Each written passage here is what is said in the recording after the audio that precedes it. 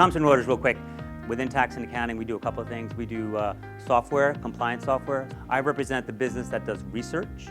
So research is when a tax attorney or a CPA wants to understand the tax law or accounting regulations, they'll use our software. It's sold as a SaaS hosted solution. We have about 35,000 customers. It's a fairly mature market.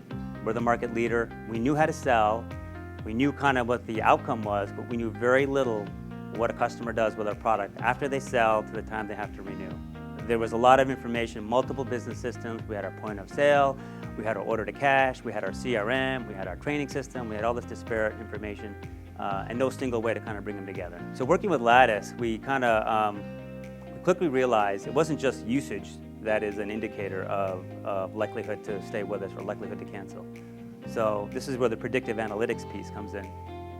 We took a look at 20 different variables of each of our accounts, taking those 20 variables and identifying the 8 or so that really drove and was an indicator for likelihood to stay with us. So with the predictive analytics, we were able to identify who these customers were. We gave them a risk score. The risk score is now used to drive activity for my team and retention reps. And we're in a position where we quickly realized, as the market leader and in a not necessarily a high growth industry, it's all about kind of retention, and it's all about selling to existing customers.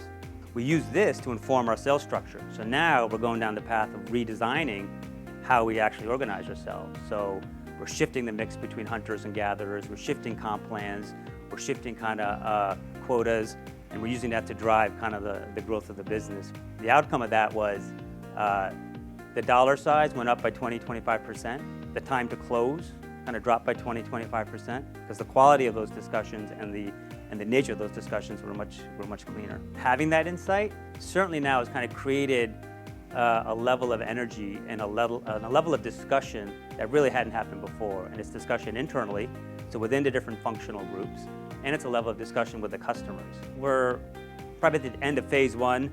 There is now a phase 2 with all of this information that we have, getting more analytical and getting more predictive.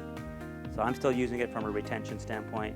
The new head of sales is now looking to create a much more fluid sales motion, all the way from marketing through the end of sales. And at the end of the day, all of these really contribute to what the end goal is, which is to get us back up to kind of mid-level single-digit growth, both from a sales, retention, and from a price standpoint.